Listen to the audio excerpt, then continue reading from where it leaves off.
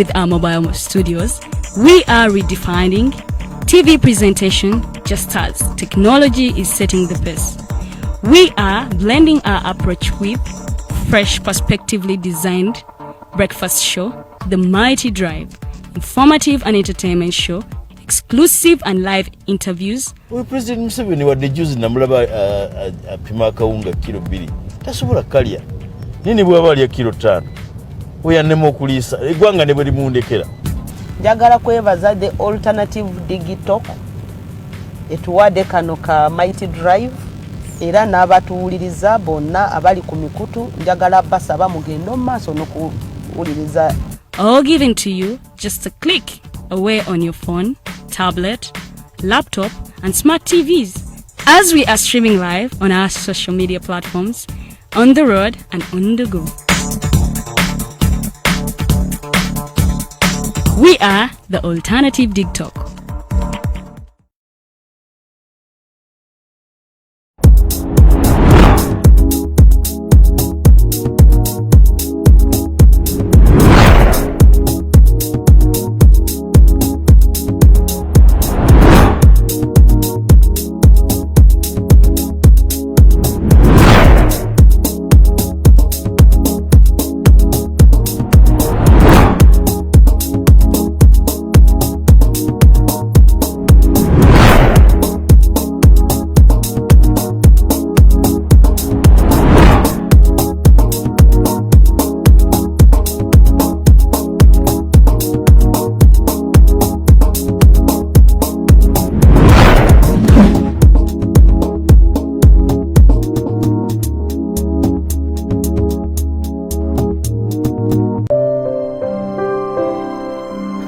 Hey Ugandans, I'm Lieutenant Colonel Dewa Kiki, the Deputy Defense Spokesperson and actually the Deputy Spokesperson for the Uganda People's Defense Forces. I was hosted on Alternative Digital. I encourage all Ugandans that this is the way to go. Always watch, participate, give your views and ask questions on Alternative Digital.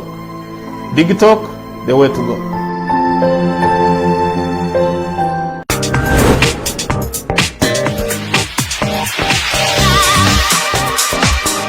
Beautiful people, you're welcome to the Snap Talk with your girl Teddy Tenjo every Saturday right from 6 to 7. It is your responsibility omwana wo kubeera mu nyumba nga teyasuze bweru mbo bamubanja rent. Koyo kulaba abalenzi abasajja abafunga butuufu tebabuulirirwa nga babulamu.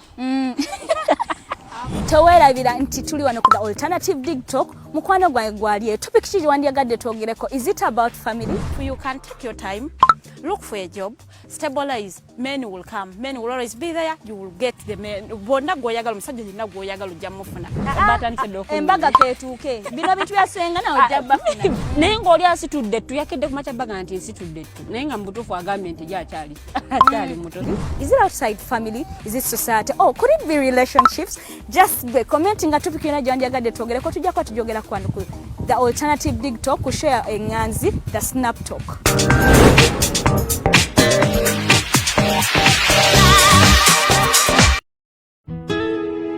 Omusajja bulijjo muwa ssente mu kibanja mpola ng'ensonda poloti ennungi naye ngenza okutuuka nga woofiisi bulijjo wenteeka ssente baavaawo nadda essimu tebazikwata kyokka nga n'ebyentambula byakaweeregga ebiseera bya kovidi yenga ndabye gwe baakubye naye lwaki weesiga abafere lwaki tewanneebuuzaako ne nkulagirira ba praise nze be bannyamba nze njokke. Praise Property Consultants Uganda Limited bagula n'okutunda ettaka kosa n'amayumba bapunta ettaka ne bakwanguyiza okufuna ekyapa bazimba amayumba kosa n'okuba plan ne architecture design balina ploti enteeketeeke wonna w'ogyetaaze ate ku byapa ebya private Miloland n'ebibanja ku ttaka lya Kabaka era bakkiriza ekibanja mpola basange Wandegeya mu katale ka KCCA Southern Wing leve y'okusatu lumu 128 oba ku ssimu 0706 147 06 ne 0783 821 918.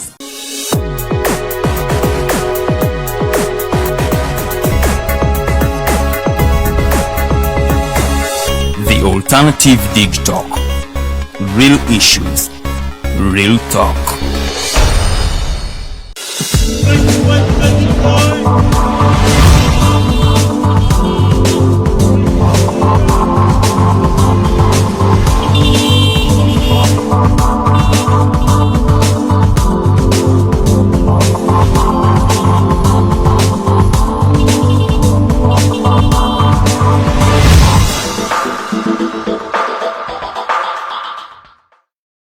Abeisemu abalioko abakundira Kirokinu, Fort Portal, Kasese, Mitiana, Dubai, Kampala hano Entebbe. Inywena nimba ningoza kubaniriza asho yanyu ya bulikiro. It's called the Mighty Drive. Tubayo buli Monday paka Friday kuruga sahemu ya Nyenchakara.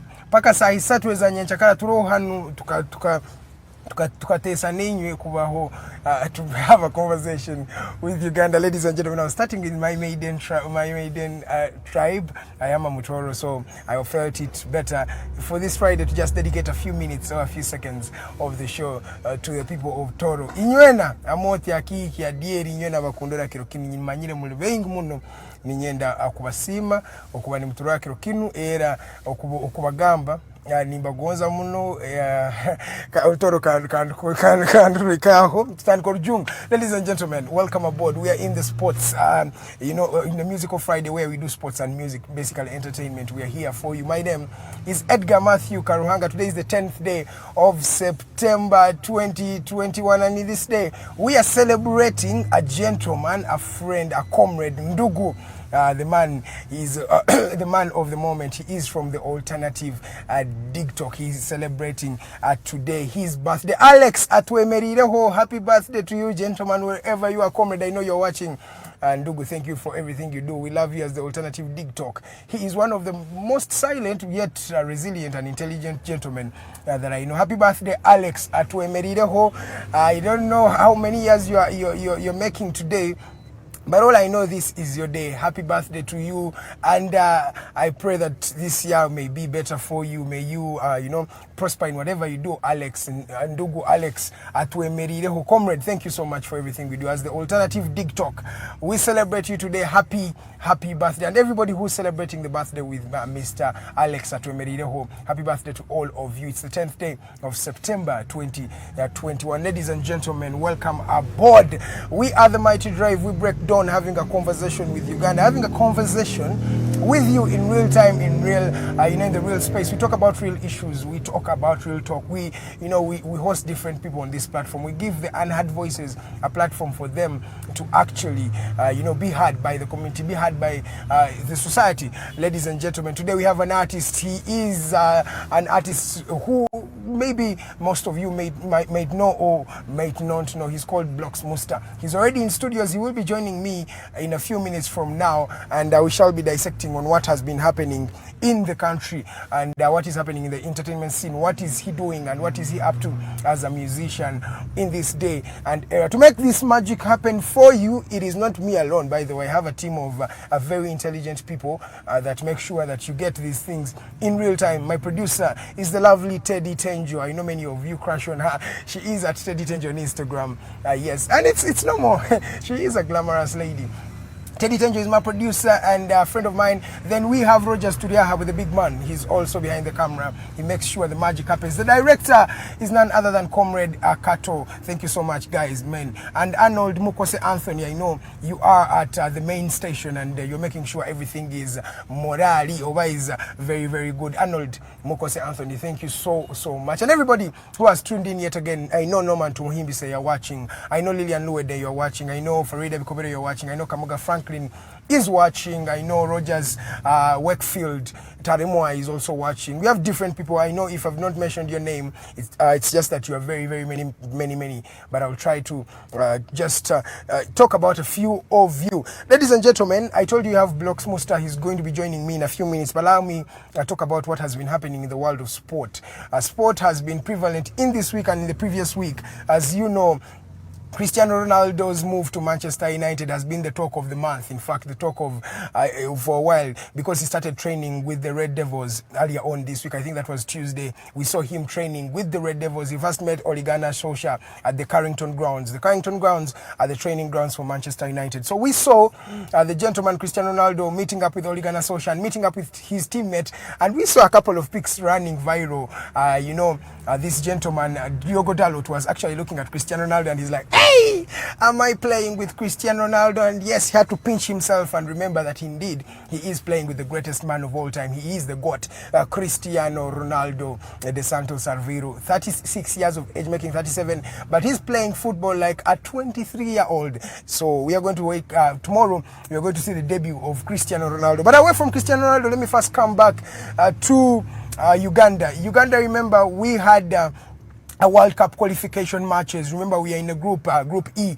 Group E is Group D. Is Uganda. We have Rwanda. We have Kenya, and we have Mali. As we look at these particular groups, we see that Mali has the upper hand of playing of getting out of the group, because actually they are leading the table right now. They have 4 points after beating Rwanda and then drawing with Uganda here at the St. Mary's Stadium, where we saw one of the most boring games that we have seen. In fact, Uganda has not conceded a goal in a while, but then Uganda has not also scored a goal. So twewunya chechigenda mu maaso mu Uganda Cranes. Micho Srejovic, the new coach that was appointed by FUFA to make sure that he coaches Uganda, has been playing a bit of tactics here and there, but we have failed to get a goal. He started Sentamu in this particular game that we had with Mali. In fact, let me first talk about the game we had last Thursday. That was the game between Kenya and Uganda. We were at Nyayo Stadium in Kenya, Nairobi. But unfortunately, we had to have a draw, 0-0. It was a very, very boring game. We didn't see a lot of shots on target. We had Oshaya's 2 shots and we didn't have a lot of crosses. It was not a lively game. Uganda looks good. Ngateina mupira. Na yewe beri no mupira ebule echogukozesa. Echo tunaba tuloza chiva kucha. I don't know. Do we lack technical players? Omuntu agenda okukola pass yeri magical enatuke wa striker. Obana akuba yechizungizi ne chiyingira mu goal. What is not happening? Kubanga wetwate tulina mupira olabira dambu tugu defendinga bulungi tu containinga. Newe tufuna omupira ate ne tubulu echogukozesa.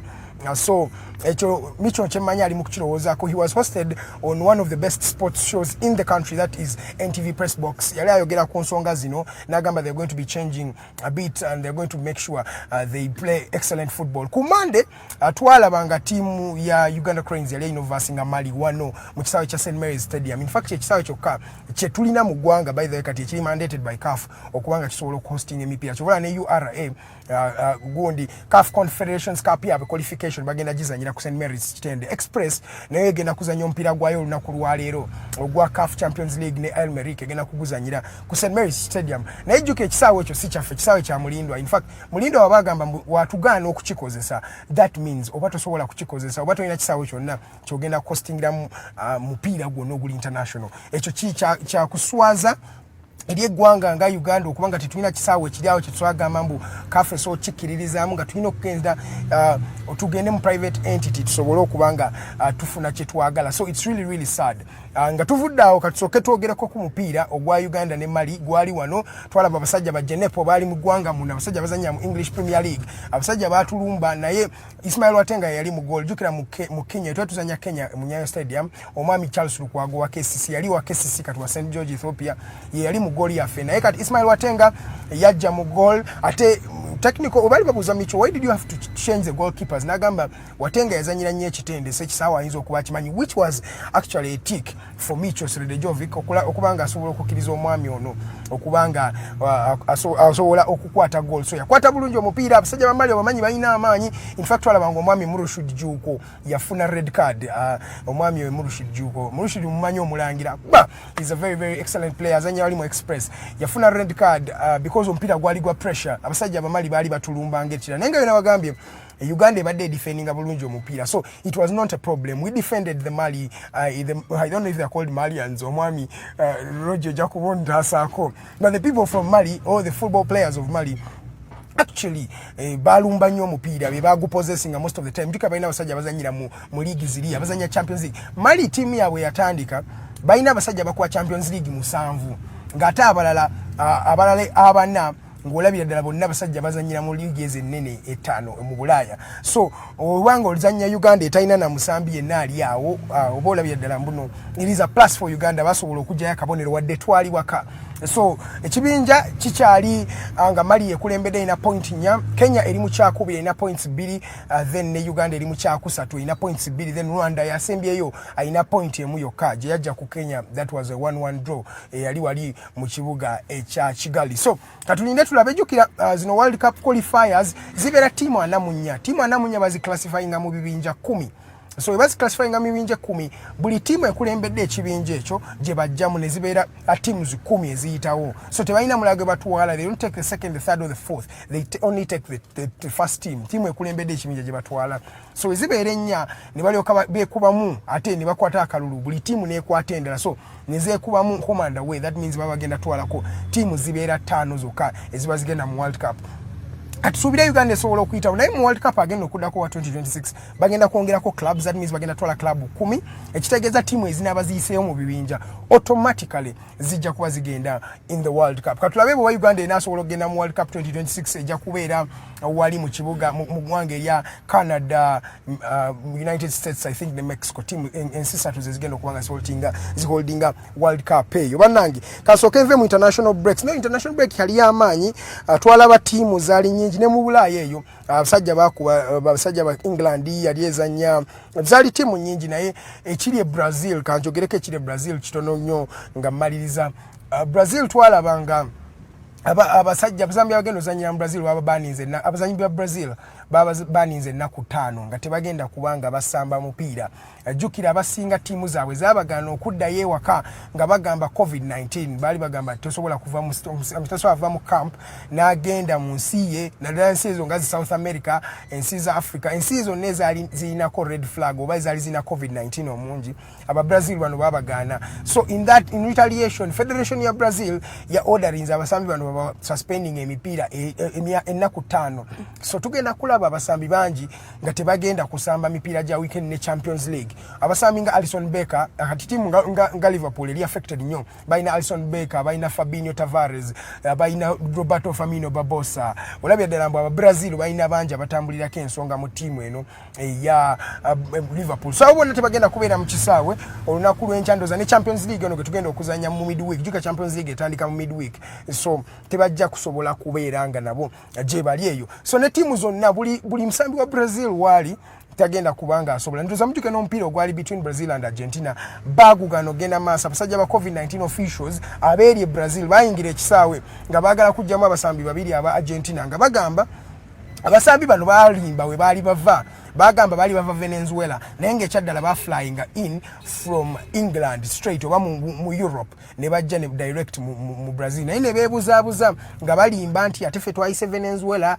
okitegera kati mu kunoonyereza because Brazil erimu ba bowlers bangi bannange ba bowler bangi abasambira mu ggwanga lino Brazil. So baite basoba bakebera ku immigration mbuyingire bano bakoze kino bono ya testinze biki. So babaleka bayingire nga bamanyi bali legitimate okujja okukitegeera ne bawoninga eggwanga erya Brazil bali gamba bannange temusambisa bano ya Argentina temusambisa bano basambi naye tebakoma butabasambisa naye batandika ne match kuba bali bagambi bano basambi ababiri temubatandisa match naye bo tembakubisa na match tebabeera na kukisaawe kubanga bali tebakebereddwa tebamanyi na status yaabwe tebakarantininze.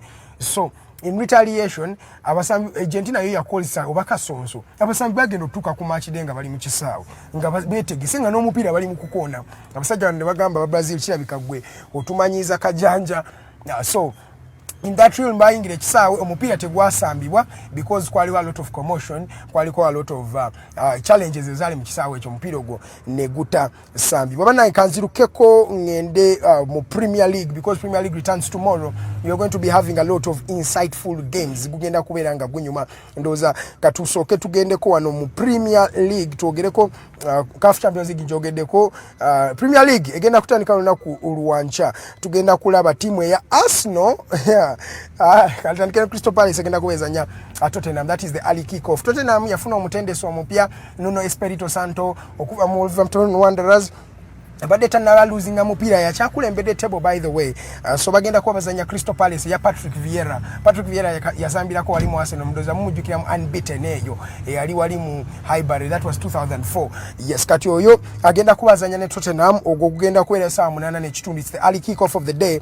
Then we shall see the debut of the legend that is Cristiano Ronaldo de Santos Aveiro from Portugal. Manchester United bagenda kuba bazanya ku sawa 11 zennyini. Manchester United egenda kubezanya Newcastle wali ku Old Trafford. Ekisawe kigenda kubanga kijudde waiting for the sensational Cristiano Ronaldo. Nze kimmanyi Cristiano Ronaldo has to score in his debut. If he starts the game, Cristiano Ronaldo will score. This gentleman, he has luck coupled with hard work, coupled with skill. So Cristiano Ronaldo chemanyi aja kubanga asobola okutebegenda kubera debut chemanyi oligana social yagambye tasobola kuleka musambinga Cristiano Ronaldo ku ntebe tekisoboka.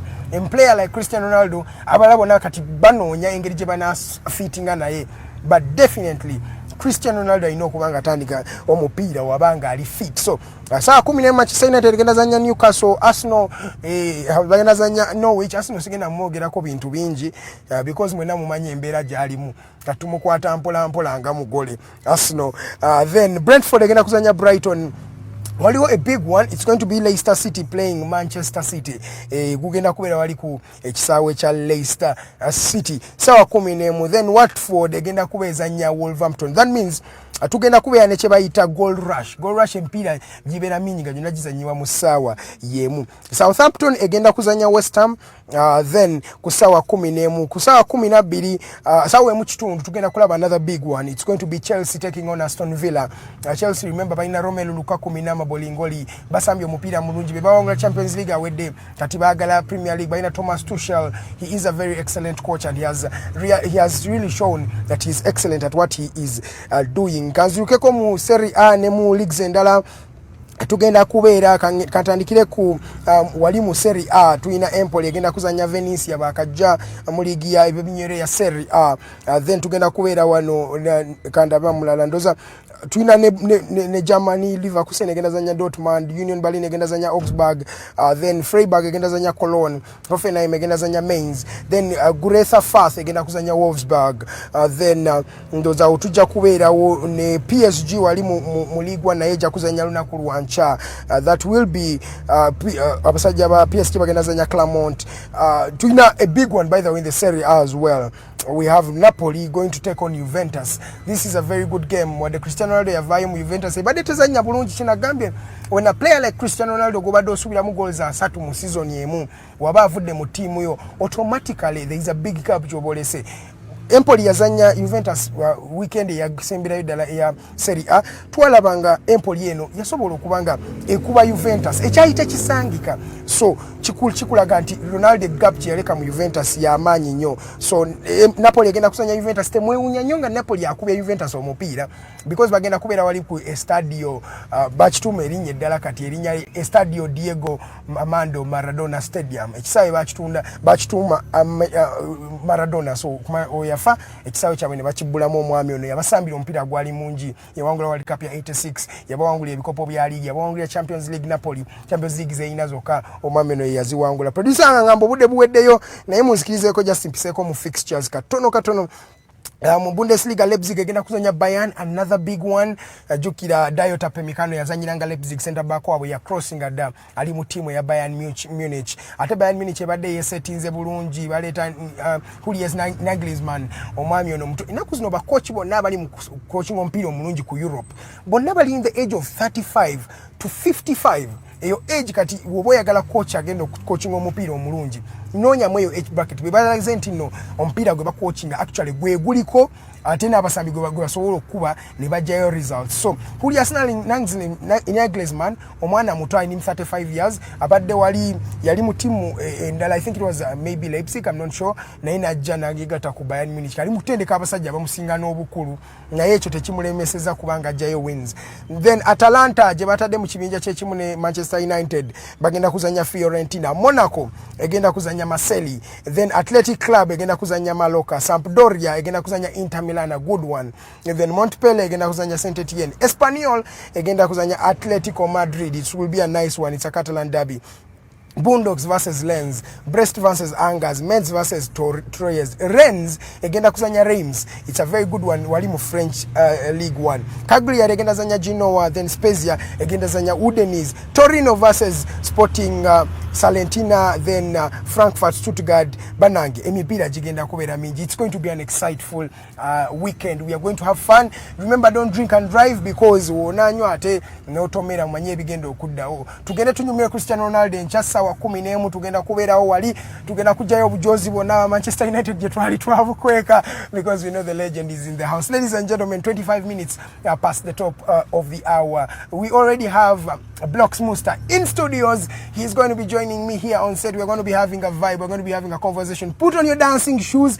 Yongeza volume. Aina earphone matuzongeze because we're going to be having fun. We have a superstar in the building. We're proudly powered by Praise Property Consultants. They can hook you up with any of the land processing things you need, land titles, anything, selling land. They buy land, they buy houses, apartments, that and more is proudly powered by Praise Property Consultants. But wali one day, KCC Market Room 128. Ladies and gentlemen, my name is Edgar Mathew Karuhanga. We're going for a short commercial break. The musical drive starts now.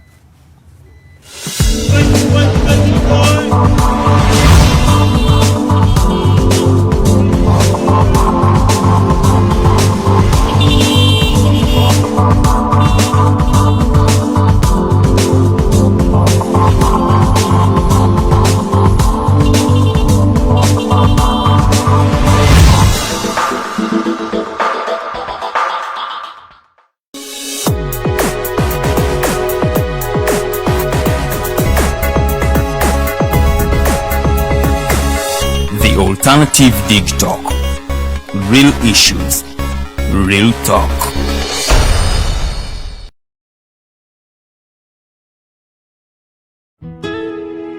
Omusajja bulijjo muwa ssente mu kibanja mpola ng'asonda poloti ennungi naye ngenza okutuuka nga woofiisi bulijjo wenteeka ssente baavaawo nadda essimu tebazikwata kyokka nga n'ebyentambula byakaweeregga ebiseera bya covid yegandabye gwe baakubye naye lwaki weesiga abafere lwaki tewanneebuuzaako ne nkulagirira ba praise nze be bannyamba nze ndyokke Praise Property Consultants Uganda Limited bagula n'okutunda ettaka kusana amayumba bapunta ettaka ne bakwanguyiza okufuna ekyapa bazimba amayumba kusana okuba plan ne architectural design balina plot enteeketeeke wonna w'ogyetaaze ate ku byapa ebya private mile land n'ebibanja ku ttaka lya Kabaka era bakkiriza ekibanja mpola basange Wandegeya mu katale ka KCCA Southern Wing leve y'okusatu lumu 128 oba ku ssimu 0706 147 0 mukaaga ne 0783 821 918.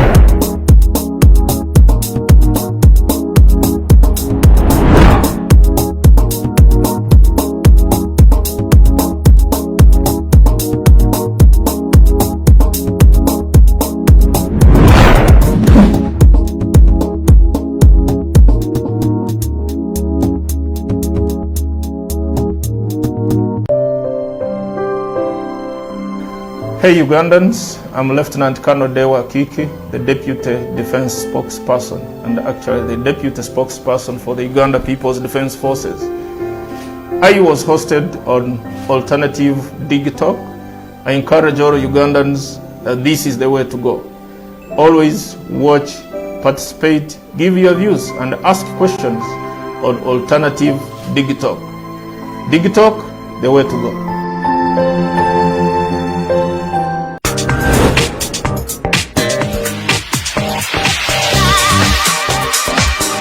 Beautiful people, you're welcome to the Snap Talk with your girl Teddy Tenjo every Saturday right from 6 to 7. It is your responsibility omwana wo kubeera mu nyumba nga teyasuze bweru mbo bamubanja rent.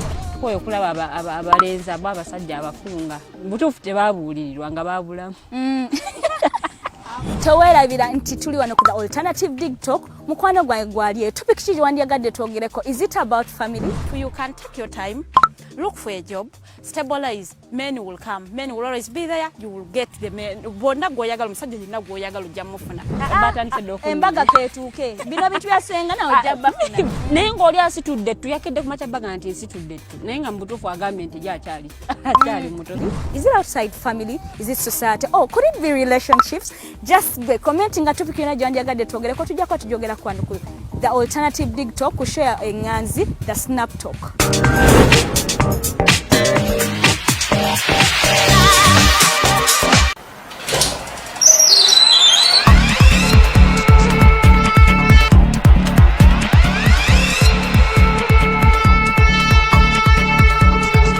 You have got to get up pretty early to go do something.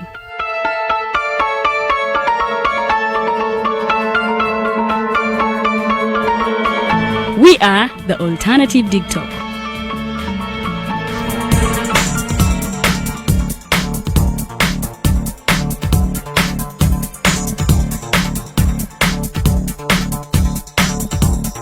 With our mobile studios, we are redefining TV presentation just as technology is setting the pace. We are blending our approach with fresh, perspectively designed breakfast show, The Mighty Drive, informative and entertainment show, exclusive and live interviews. We President Museveni wadde juzi namulaba apima akawunga kilo 2 tasobola kalya nini bwaba alya kilo 5 oyannema okuliisa eggwanga ne bwe limundekera. Njagala kwebaza the alternative dig talk etuwadde kano ka Mighty Drive era n'abatuwuliriza bonna abali ku mikutu njagala basaba mugendo mu maaso n'okuwuliriza. All given to you just a click away on your phone, tablet, laptop and smart TVs as we are streaming live on our social media platforms, on the road and on the go. We are the Alternative Dig Talk.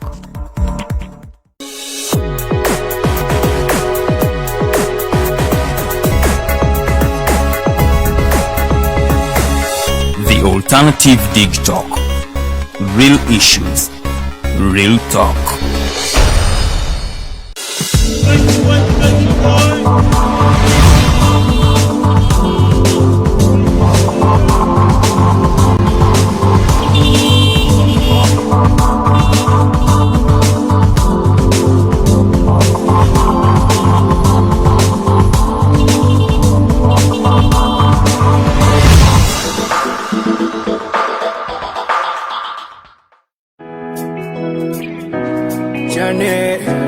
Life is a journey,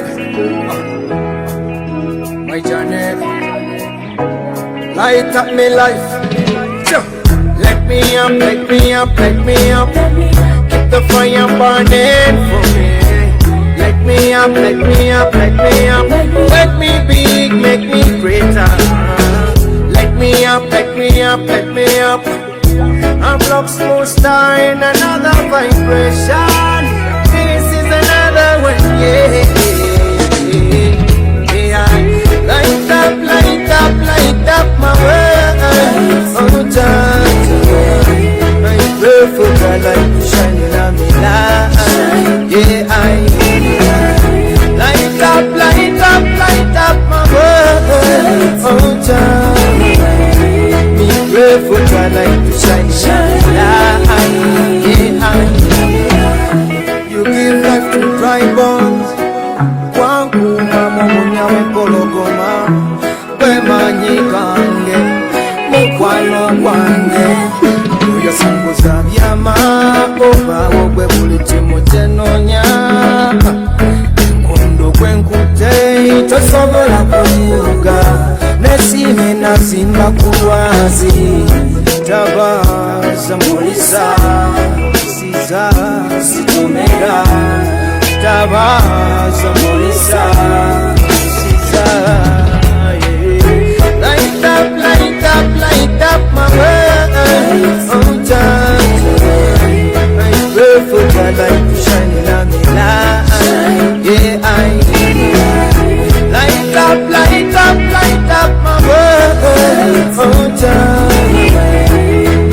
pray for the light to shine in our life.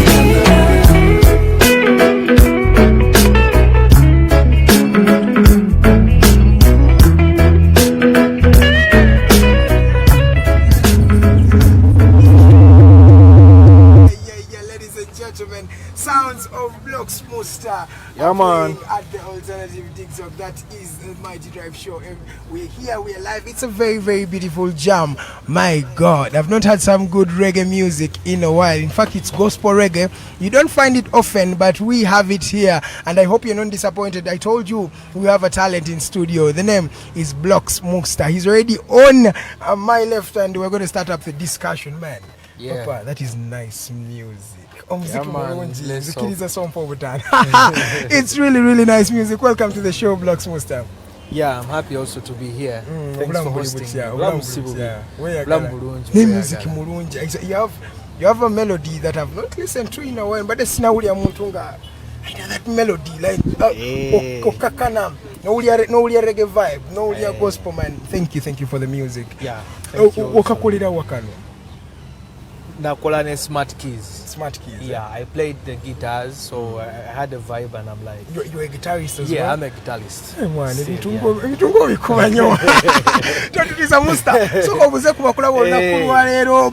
what's up, people? What's up? It's your boy Blox Musta. Kasubire mu having a fun, and it's a morning show, so expect fire. Tuli by the way side is mu Chirombe. Is this Chirombe? This is Boston style. Boston Kulekana. Yeah, where tuli today tuli no mwana Blox Musta Blox. Soko tubuli kati mna Uganda ali yagakusoka kumanya Blox yani. Blox Blox Mustafa. Yes, Blox Mustafa. Yali musajja musiramu nalokoka. Mustafa. Yes, sir. No, you're called Salako. Blox Mustafa. Nali Salako Musta. Wow. Yeah, man. Blox Mustafa Msajja. Ali is a gospel artist. Wow. Yeah, he's one of the youngest gospel artists in the Uganda right now. Yeah. Nice. So we share the love of Christ. We want to make Jesus famous all over. Of course. The world, yeah. We're Christ-like people. You inspiring abana bato bayutsa abali eyo nti kimu kisoboka through God, through Christ. That is definitely true. You decide to go for a gospel, genre, bagena mu gospel, and oftentimes, how you gospel bagamba? Kasente tekali yo gospel is slow tatambula nyo. Why does Mustafa? Oh, in fact, before we go for you deciding to sing gospel music, let us talk about what inspired you to change a religion. You're a young man, Ogamba Kanvem. I think I chimanya abasiramu, they are ready, they are straight. Bagamba. Toina kuva mudini, yabadabo, ya family yo. How does Mustafa say, I'm dedicating my life to Christ? Nze ensonga lwaki ndowooza I got so attracted to Christ. I've been to Christian schools. Yeah, so I used to sing in church, play guitar in church, and I'm like, okay, I should try God, try Jesus. Yeah. So that's how I got to get transformed. How about you and family in Jilaba? Because I'm seeing, I know you must have had a straight family in Gabagamba, Kugenda. How did you face that? Like it's always not easy with family. I had friends. I think I don't spend a lot of time with my family, and they could not contribute a lot, maybe via my education or anything like caring about me. And I'm like, I have friends that are doing all that for me. So you met a family in Christ. Never chankalana bichi naye nga sifayo man. Oh my God. Ate Mukama agaba byonna because he owns all. You understand? So I hear gospel artists are actually preachers. Music I've listened to Levickson. I've watched him actually on stage performances. Levi agenda kubulira enjiri ayimba ate nabulira nasaba nogana ne musuma chiche tusubire nawe ekyo kyokola bago abantu just read him nechikoma anti kati nange mbulidde okuyita mu kayimba light up me way oh jaja I pray for your light to shine in my life. Wow. You understand? Yes, me understand. Saba ekitangala kya Katonda kya kejendi. Yes. Ne mu makubo jempita mulisize. Wow. Oshitegeera. Yes, I've preached already. You already it's preached all about the the message of Christ, yeah. Man, of course, Yeah, of course. man. We have Blox Musta in studios. Blox, let's go back to where it all started from. We want to know your childhood. We want to know your background. You as an individual. Where did Blox Musta? How was he born? When was he born? Where was he born? And talk about your childhood experience. Blox Mustafa bamuzalira Kasubi. Yes. Kasubi wamu. Na omusite bana ba kibuga. Naye like bazadde bange bali up and down nga omanye byokuyiya akasente bagenze bweru bandese ne anko wange nembera nga nkula ne anko wange nga omanye of course abaana abatongo okula obeera neddaluwe odduke waka kati naddukako kewaka nembera ku street za Kampala awo for over 6 years nga you're not home. Yeah. Wow. Naye kulokubanga anko wange yalinga tali nnyo soft nange sometimes. Fine, I can admit nanga wana inamweddalu you never know nga omwana omuto okitegeera naye nga ndowooza natuuka nempuliranga ankubyemu ekisuka nosoka weeryawo nogamba kanyingire ebbala okitegeera naye through all that journey it's been God okitegeera yambeereddewo neŋŋamba nzaani bantu bangi babeerayo naye olamu ne buganda n'okukyuka you get the point naye Mukama nanyamba I made friends like I thank God because I had a talent football and singing so nalika yanga naye nga n'omupiira ogwo ngukubira ddala actually 2009 when I was in my senior one that's when we met with Levikson in school senior one so wali omanyi Levikson kati nga tubeerawo mu church mpola mu scripture union yaffe tukikwasaganya kati ne tutuuka ku ssomero ate nga nze ne Levikson tusharinga story emu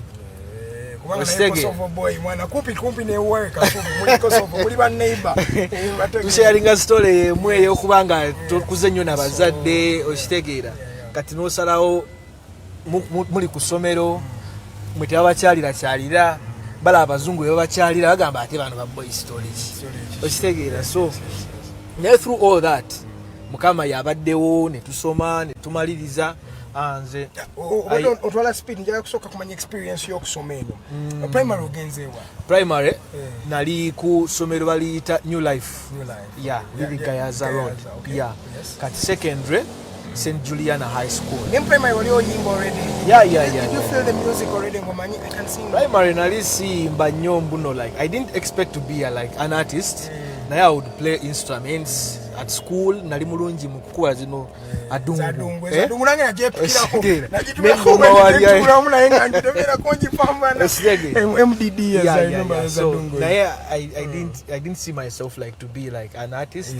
And even to do this music I was like I just wanted to do one song you understand yes. I was like what can I give to God and I'm like there's nothing I can give God but my voice only maybe I can sing a song to appreciate nempandika kayimba bakaita kanja tule let me confess that was your first song that was my first song yes. like let me confess and I didn't expect to do much songs like to record more you didn't see it as a career yeah. praising Mukama wona kakuyimbira akayimba kati nakola akayimba sakatekade ne ku YouTube channel yadde yadde okuba nti no mbu nkateeka ku radio just kakuone katonda ne katonda wange when was that I think that was 2012 okay that was already going in the high school okay yes kati samanya akayimba ngeki katuka ku radio akayimba bakakuba ate ku radio kati nkuwa story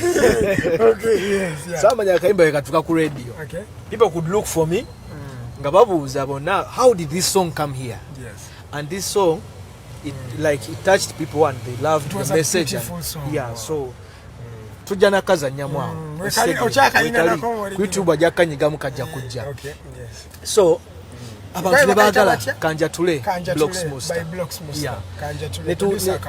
ne tubeerawo ng'abantu bannoonya siina yadde akasimu we banfunira so one day waliwo omukwano gwe nga muyita Akili saawa eno ali France yalina gospel show like concert naye nga akayimba akamanyi naŋŋamba omanyi njagala ojje akayimba ako kamblesinga nnyo njagala ojje ku show yange okakole ki okaperforming etwali kugaba community church by then Nsabira Christ like people transform society. That's my church. That's my church, Gawa Community Church. Shout out to Pastor Kasirivu and everybody. Yeah, that's my church. Okay, so yeah, ono guy nampita performing yes. Akuita France. Wano bali bategese wano community church. Yes, yes. So I went down, I performed. Wow. So when I was performing, waliwo ba DJ abali wao, bali ba Power FM. Yes. So these guys were like, man, is this the guy who sang this song? How did you guys find him? So after singing, they called me, man, we've been looking for you for over like 4 years. We couldn't get you. Yes. How did your song reach here? You know, to exchanging our contacts. They organized for an interview. Enumba netuchikuba. Nibambuza, don't you have any other songs? Nibagamba nze nakola kayimba kagere katonda kamu. Naye like I didn't see me like doing more mob songs. Yes. So through that nemberawo neziramu nengetinga another omanyi mukama atakoma kukolera birungi. Yes. Yeah. Nenfunayo endala message. Ntandiko wandika true friend. Kati ogamba kanzireyo mpa ntandiko kola kati music. Oli akitandise okujja chikola music oba. Nga nakola music in this kind of way. Yes. Now whenever I see God has been so good to me, nengambo mine, I think I should write another message, about God. So that's how I got to write mob songs and people could love it so much. Then tandikira career ya. Notandiko kuyimba. But before that, waina ye hustle ndaze twayizo wali okola because manyaba yimbi. Mutero kubeera ne hustle ngokola kino ngojjamu n'akasente noka investing mu music ebintu webityo. Anganze nali nnyo mukapiira ndoza ne mukuyiri bayiriwo obugoyegoye kikumba nayagala nganye ya design abana babyagala ne fameka yaba bikumba eyo. Yes kati oyiri bampola mpola no investing ne teka mu mpola mpola nga bobimanyi ma. Okay. So we are in high school or wandisa kayimba ngo chali high school. How was high school for you being a singer? Did you have some experiences? What you yimbe kubaida kunyimba zensi? About straight was it high school? My school, eh? Okay. Yeah, so Manyingo chata and music, he writes everything. Yeah? But when you grow up, you start specifying and you'll be like, I think I'm preserved for God. Yeah? Okay, wow. Yes. So after all you've gone through and all that. What made you feel like it should be gospel? Because I'm saying, you know, Katonda inapia korea, but there's always that spark that starts everything. Kubanga doing gospel music does not, it comes over, it's more inspired by the heart. Watch together. Yes. Cheche sparking get you know because we want music or when secular music, and I know you must have had good secular music because we also work gospel mology what that means our pennies down a secular song, it's always nice. But what sparked of you saying let me delve into gospel? Like the main thing I think my relationship with God. Wow. And seeing how things have been to my side and even the other sweet life, you get the point. So all that made me know that God is really the great friend in my life. So from there I started saying now Blox Musta. What do you mean by a relationship with God? Because I'm just thinking about enkolagana yo ne Katonda fena tuli wano naye we never created ourselves. Of course. We have a creator. No matter oli wa dini ki oba dini ki naye Katonda akola ki jali. So Katonda oyo gogamba nti jali yo Katonda gwe nafuula mukwano gwange. Okitegeera kati enkolagana yange ne Katonda ye relationship gyenjogerako natuuka certain level ne Katonda nendabanga man kati atasinzeeko ku bakyali bange. Okitegeera netutandika okulanga omukwano gwaffe gutuuka extra mile. You know, whenever you have a good friend in life, there's always things you won't do if you know that they will hurt your friend. Tebijja musanyusa. And another thing is you'll be like, what can I do for my friend to feel happy? What can I do for them to be proud of me? You understand? I didn't have that much, the only thing I had is my voice and the talent he gave me. So I was like, I'll use this talent to praise you and to make you famous. You're going to glorify God using your talent. So through all that, like when I've ever gone through hardship life, if God blesses me one day, like also to transform someone's life. Yes. In 2018, I started up a charity NGO. Wow. So right now I have an NGO. I care about street kids and orphans. I do pay for them school fees, everything. You're a young person. You understand? You're a young person. Yeah, mukama wabera akozesa abantu. Tafayo ku age. Yeah, mukama. You get the point? Tafa ku myaka and you have to be with this certain age okukozesa. Naye we ampa talent ya music. I've been traveling and I met friends in UK, in America, and these people believed in my dreams and my talent. So you know, whenever you're with God, there's a way He makes ways. Things happen. Gatomanyi nze nemba sirina naye agenda kuleta omuntu alina so that we can do the work. He knows who to connect you with at which time and at what moment. And the right time. Yes. So he connects you to people that are really, really relevant. My God, that is what God can do. Yeah. We are preaching Christ as well as we're enjoying the vibe. I have Blox Musta in studios, a transformed Muslim to a Christian who really serves and glorifies the Lord. It's just a few minutes to the top of the hour. So maybe the challenges. Look, let's first go back to high school. High school, then campus. What was next in your life after your high school? After my high school. And how did it actually end? I went. How did you finish your high school? Second grade, man. Yes.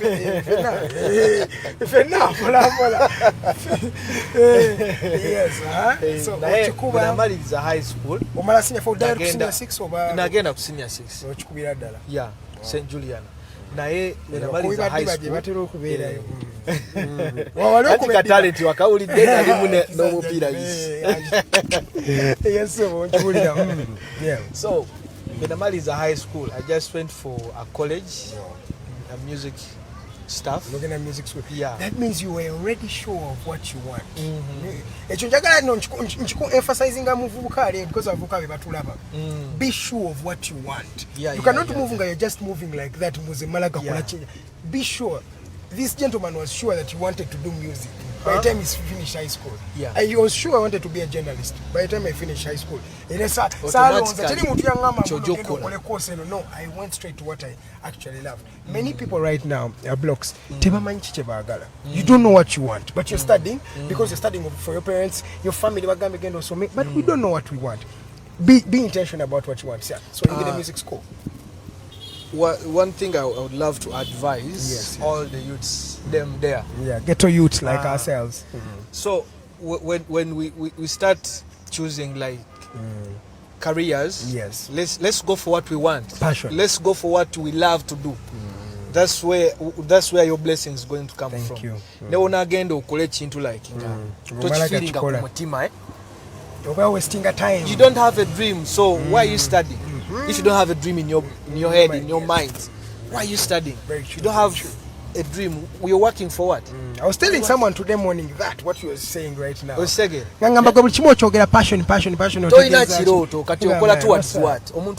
If you don't dream, you'll never work, man. Definitely.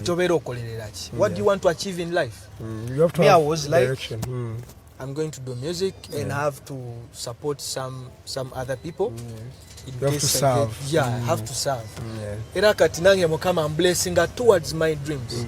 I'm blessing her towards the music, and I'm blessing her towards the charity. You get? Yes. So now you have to have a dream.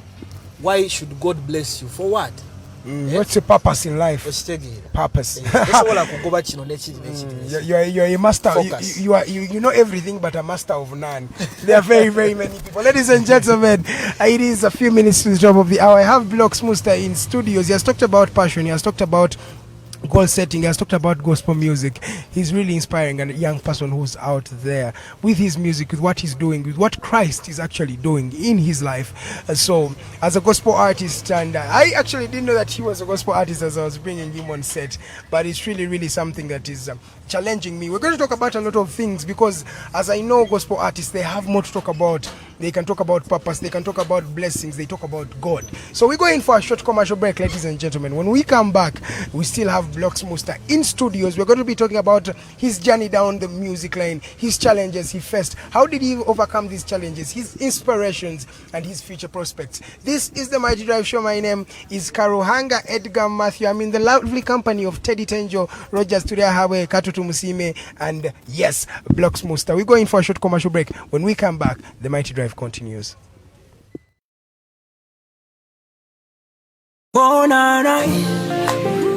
Gwe lwazi lwange Yesu lwazi lwange oli mulwanyi wange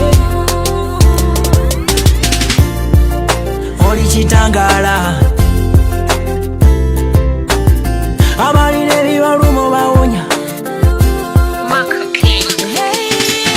kanjatule mu lwatunga sekweka ono mukama ye yamponya wenakaba masiga nansangula wena muhitana nyalukula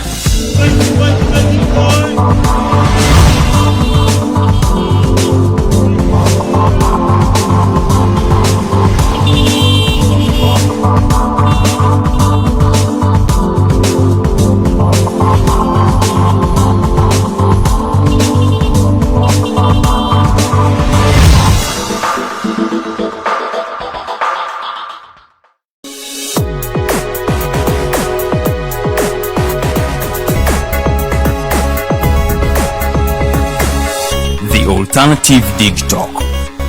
Real issues, real talk.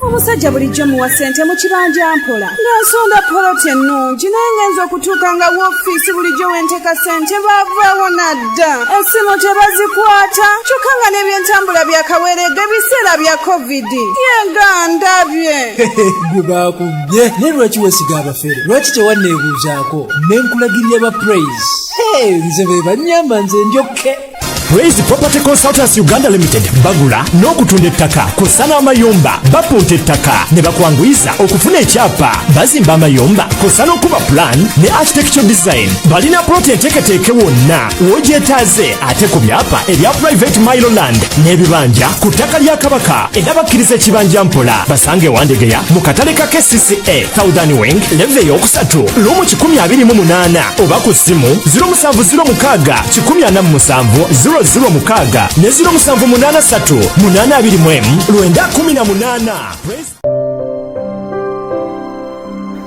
Hey Ugandans, I'm Lieutenant Colonel Dewa Kiki, the Deputy Defense Spokesperson and actually the Deputy Spokesperson for the Uganda People's Defense Forces. I was hosted on Alternative Dig Talk. I encourage all Ugandans that this is the way to go. Always watch, participate, give your views and ask questions on Alternative Dig Talk. Dig Talk, the way to go.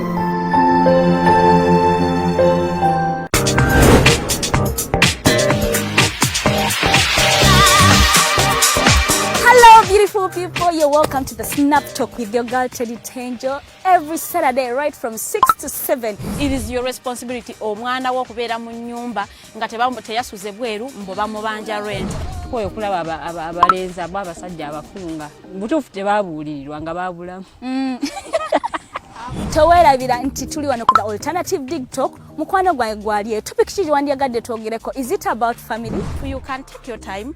Look for a job, stabilize, men will come, men will always be there, you will get the men. Bonna goyagala musajja yina goyagala ojja mufuna.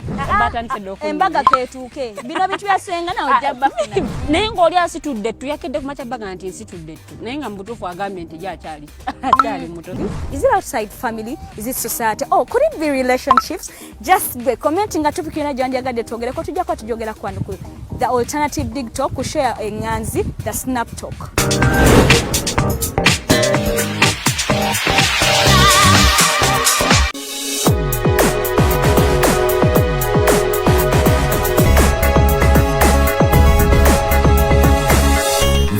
Alternative Dig Talk. Real issues, real talk.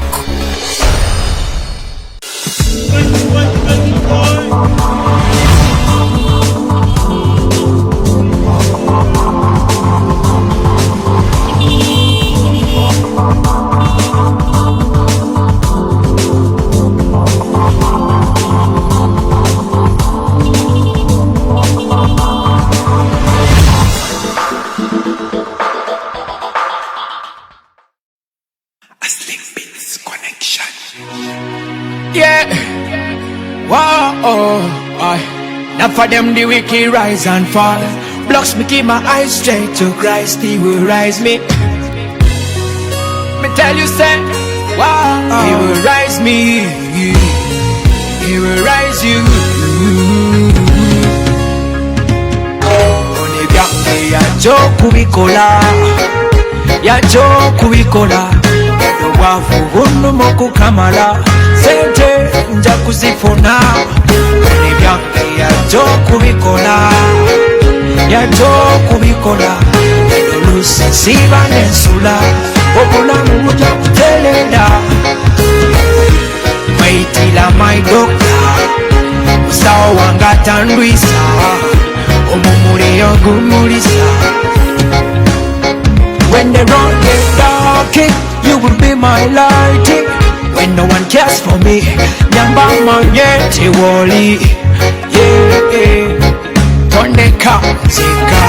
When it's cold, be my sweater. When I'm pamanya bokulinya komisota. Kale everybody take over. Chigambo cho chiliba. When libunya silver. Wasinga bordine silver. Wamanyika lino jasi wasula walwane taro nozi wangula kuwulila musayi wanzidula nonyeza kusinga yambula Yesu we wange yowawe ebyange yajo kubikola wafu bunu mokukamala sente nja kuzifuna ebyange yajo kubikola olusi siba nensula obulamu buja kutelera waitila my doctor sawo wange atandwisa omumuli yogumulisa. And I heard a great voice out of heaven saying, behold, the tabernacle of God is with me, and He will dwell with them.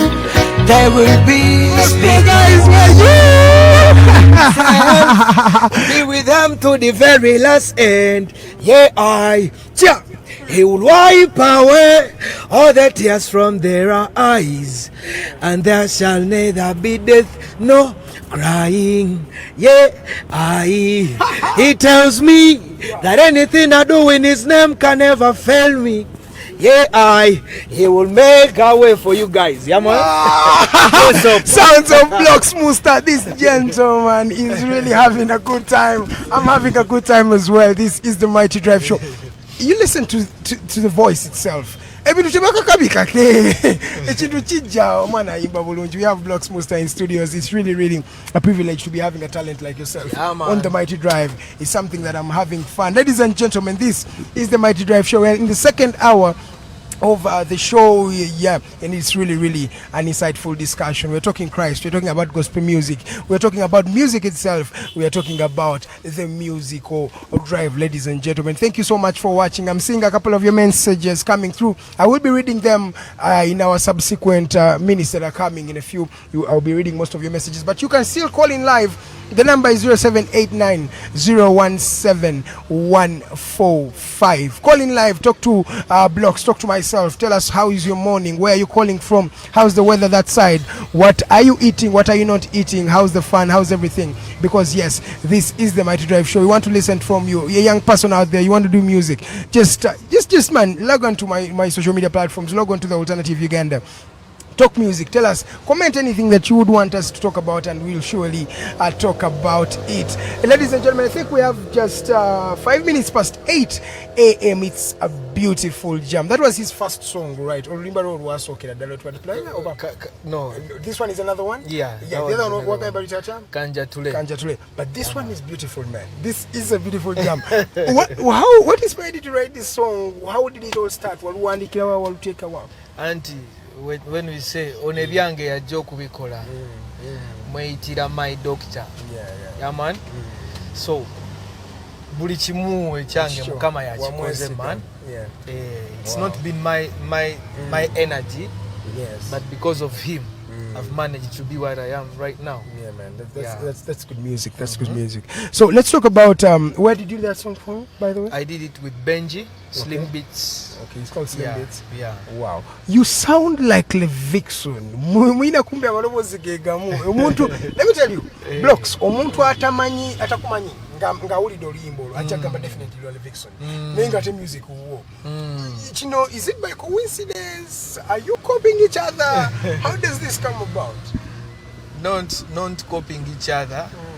Naye mukama watu we are chikola. Yes. Okay.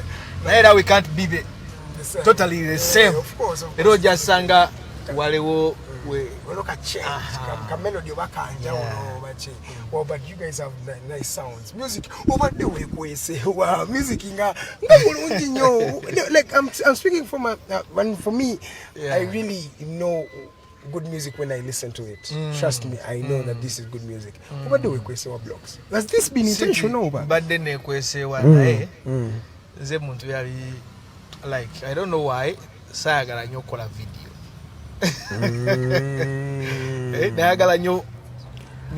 Are you in a class of artists bano bebagamba nti ye ayagala immediate ayagala mumanye? Because I know artists, I know Enigma, I know very many artists nga ye he's doing music, but he's doing music over for his own consumption and his family nga ye music tam promoting nga ye wamuita.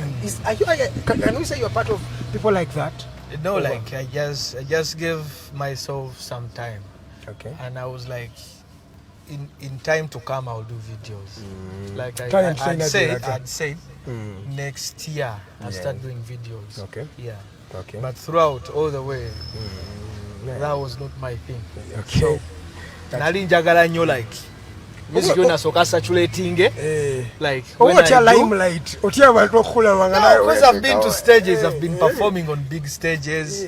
Yeah, so no, you can perform on big stages, but you don't actually want to be a celebrity. You want people to see. I know Enigma.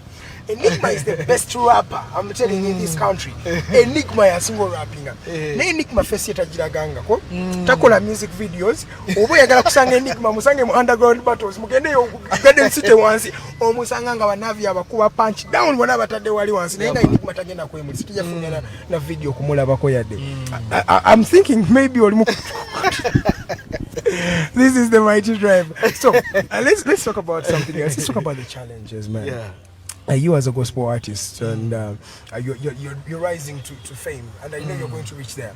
But what are some of the challenges you've been through as an individual? Of course, challenges you never escape challenges. As long as the mankind you're living, you never escape challenges. Whether what you just sanga where Josula, oba Jokolera, oba tugambe in any other field, you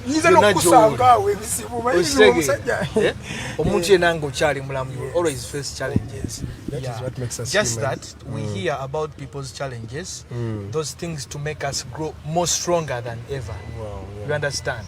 To inspire if I give you my story, you have your story. Yes. So you look up to my story and start to see where Bogambenze ataba Blox yayitana ateka ndiko kale. Nze ndiko kale. You understand? Yes, I understand. Yeah. So like the biggest challenge I've ever had in life, yokubanga I lived on the streets for those years.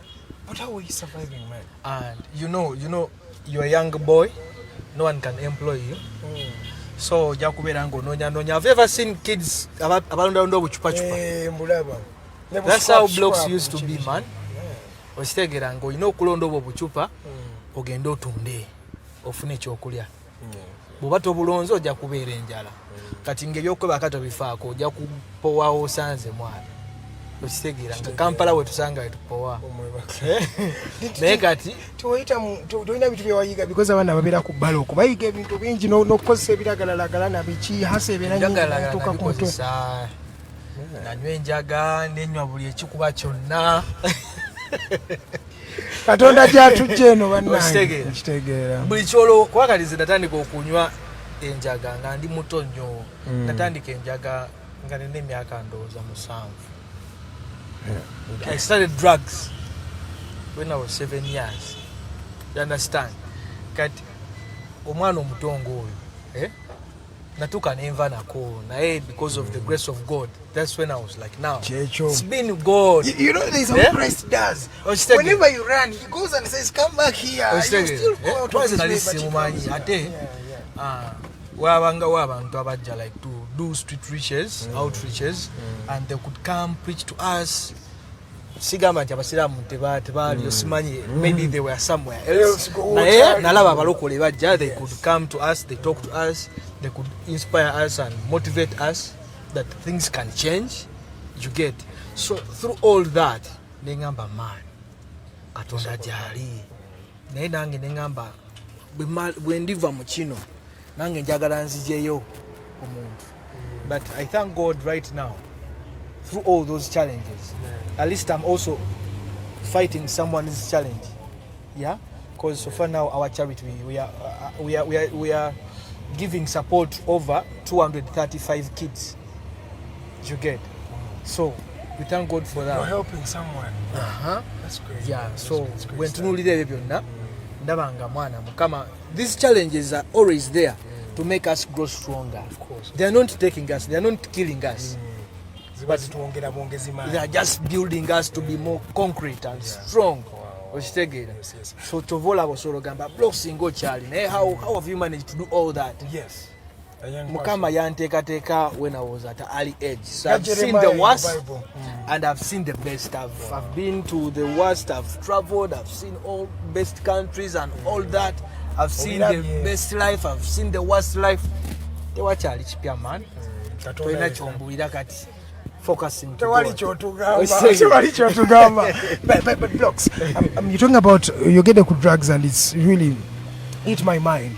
There are very many young people out there who are battling these things, man. And we have challenges ebayitamu ne bakosa bino ebintu bali kubala togenda na kuba nenyanyo. Blox, how did you overcome that, and how do you think a young person out there watching us today can actually be inspired by you, and how can he do it? Like actually to quit those drugs, it's not something easy, man. Trust me, it's not easy. Because someone who is really addicted, abalala, they even go to rehabs. Efe mukama nasalawo nabera rehabu yaffe man nakubika kati nze Blox eje myaka eri ebbanga nalijewo oba 10 million eza rehab mulo nganze nonya lwasa lwa kulya toina ogenda bija. Yes. Kati kyenkugamba nti kyovulaba when you listen to my music you hear such message on ebyange yajja okubikola.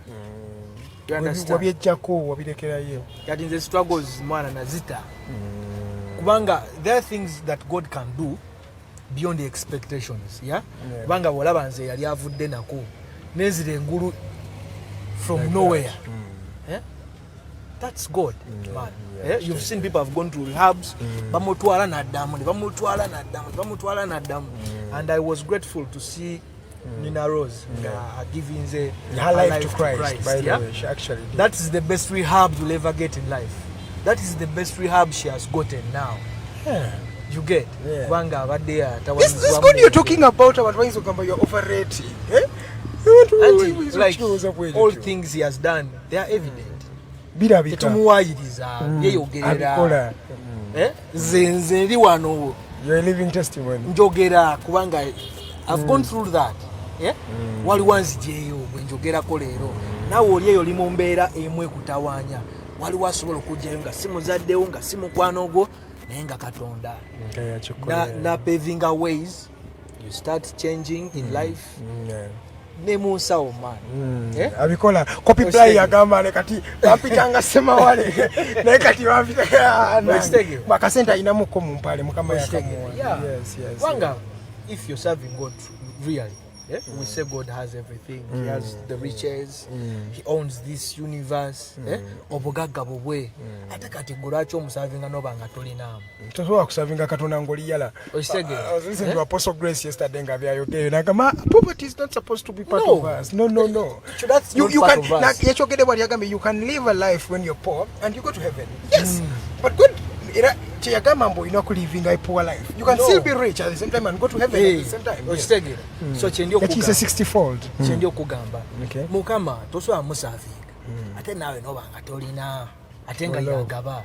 Atagabire bali abatamusavinga ategwa amusavinga. Atobere yala. Stop your jokes. Tosobola kugamba nti ogabe mmere. Ngata abewo basula enjala man. If you want to give out food, it means wo ali okay, muli contented. Ewaka abana bo balidde. Ne mukama agenda agabira abana. Enga namwe abawadde muli fine. You get the point. So chitegera kyo yogera ko muganda wange.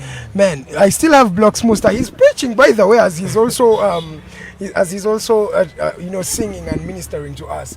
Let's get back to the music. And so generally ni nyimba meka.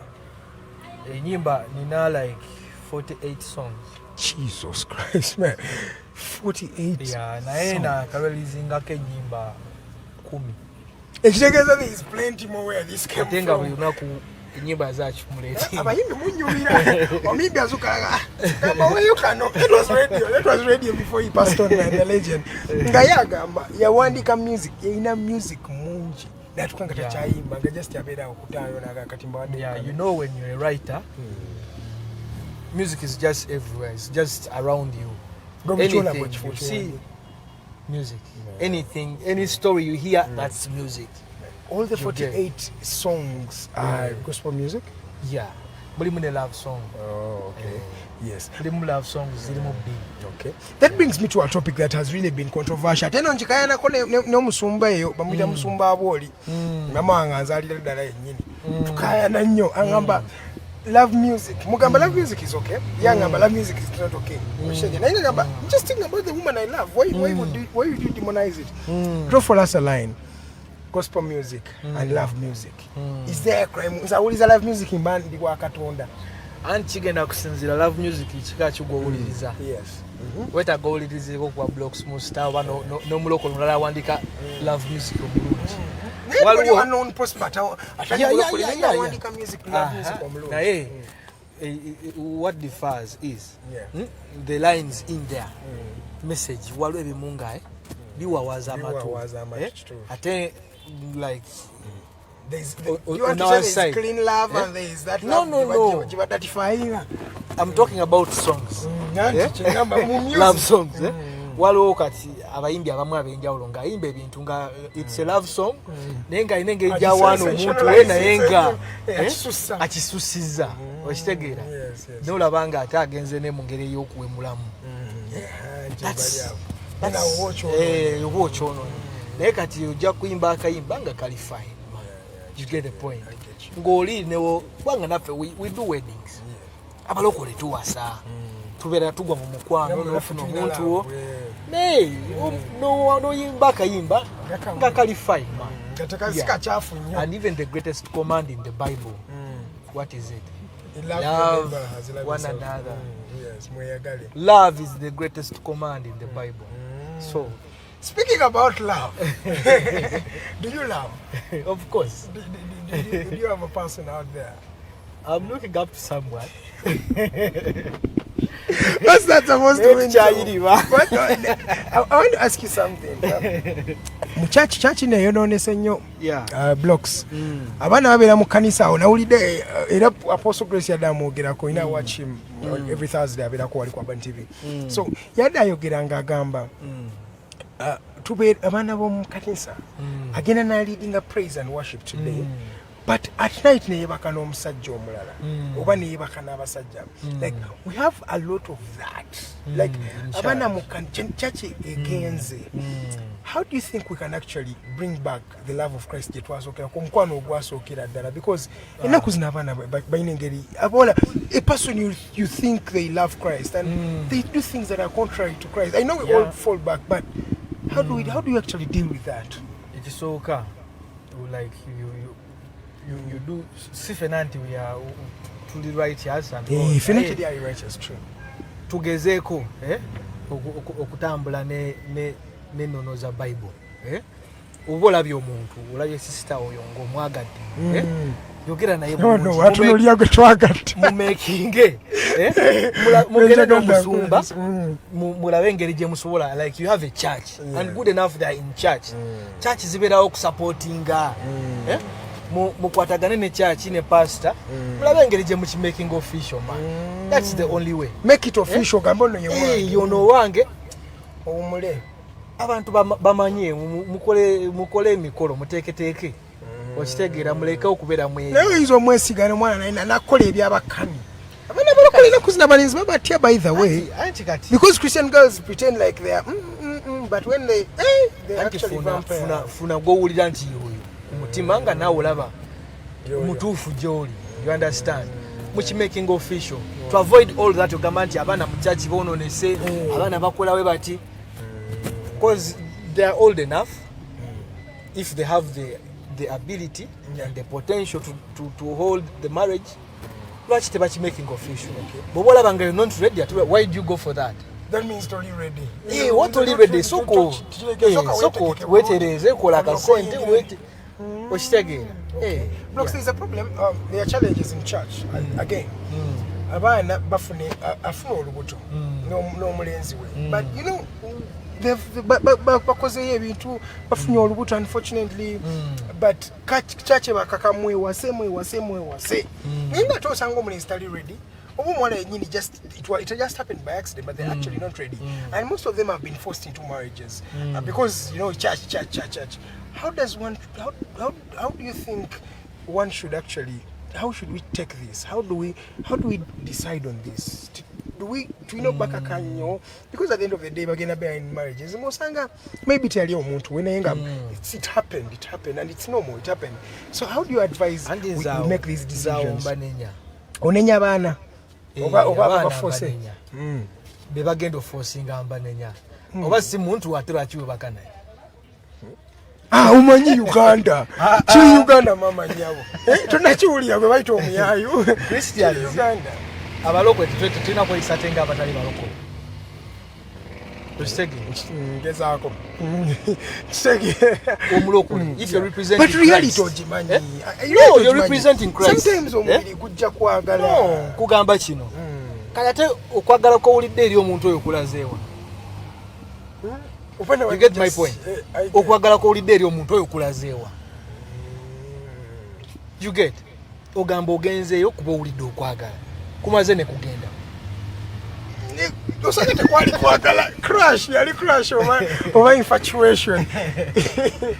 Yeah. So one thing is we just be careful and let's be decisive to saleo. Once you approach someone, very sure. Don't just go with your words in empalezo man. Just be sure. Muulira. Baroja muulira.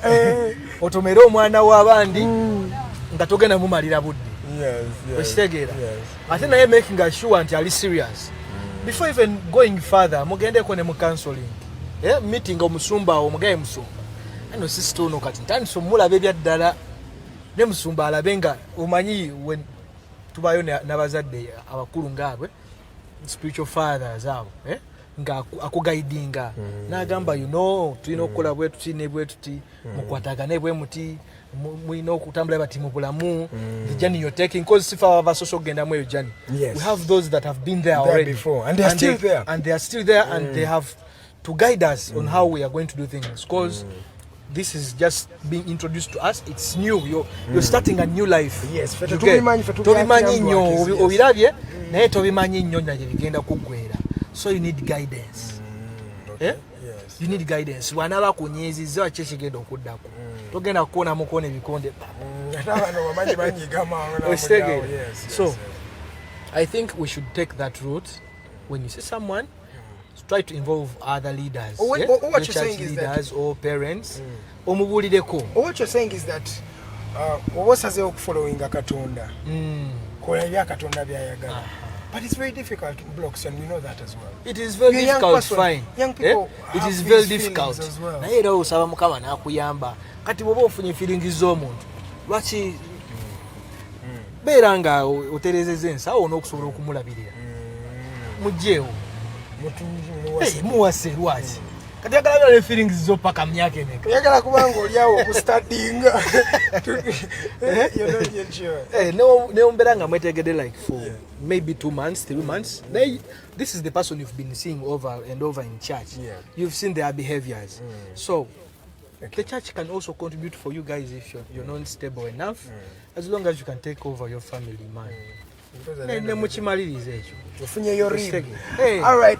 For those abakatwega takesawas, I have Blox Musta in studios. He is a gospel artist, and he is a renowned gospel artist who has tried to, change the game in the gospel industry. He is a very, very good writer. He's a good vocalist, and you've heard some of his music. I think we're going to go in for a small song, one song. I think we play it, then we come back. We talk about his future prospects, his vision to the world. What are the next projects we have from Blox Musta, and that much more, ladies and gentlemen. We're still talking to this gospel artist. He's preaching, by the way, as he's actually, singing, and he's actually here with me. So he is a gospel artist, and he is a Christ-like person, transforming society. I think we're going to play one of his songs. When we come back, we start off with that discussion. What is the next line for gospel music? How does he actually see the gospel music in this country today?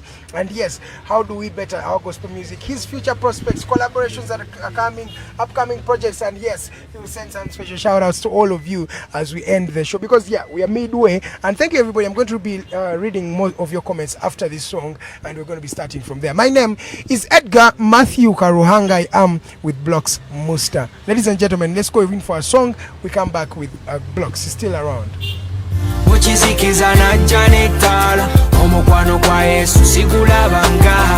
Galwaki simuwere bujulizi bamulaza mani kutamwebasa sibula maaso mwatuzibuka wali tolina kyolina nga tebakwepasa wewasembeza Yesu nekikwatayo kati woyita bakubangalo kulikayo tovudde tulabayo osomose ebiwonvu n'ebisiriko ono tebakudistractinga omukwano gwa Yesu gwe gusinga okamanyamba nkolenge kigambo kyo bwe kigamba gana malala gensi temuli yinza kyokwerabira eyanzija mu nfuufu kanja tulemu lwatunga sekweka ono Mukama yeyamponya wenakaba maziga nansangula wenamuyita nanyalukula mukizikiza najja n'ettaala omukwano gwa Yesu sigulabanga galwaki simuweere bujulizi bamulaza mani butamwebasa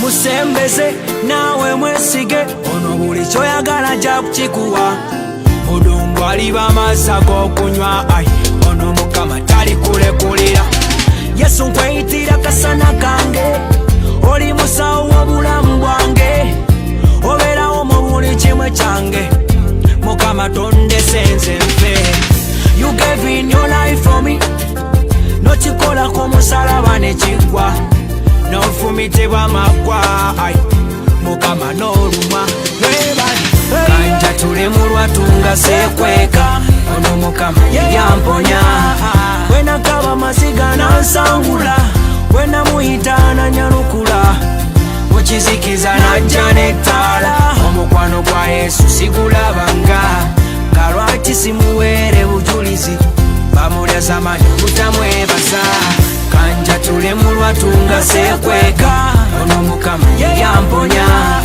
wenakaba maziga nansangula wenamuyita nanyalukula mukizikiza najja n'ettaala omukwano gwa Yesu sigulabanga galwaki simuweere bujulizi bamulaza mani butamwebasa kanja tulemu lwatunga sekweka ono Mukama yamponya That's a very beautiful song coming in from Blox Musta. His maiden song, for emphasis, Nolimba Yasoko Kubera and we are producing Olimba. It was a beautiful jam. This is a powerful story, a powerful song, man. Yeah. How was it in your days when you had just produced it? Did it hit the airwaves or back?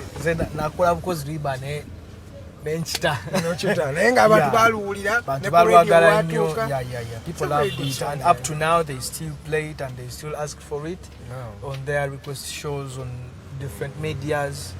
Yeah.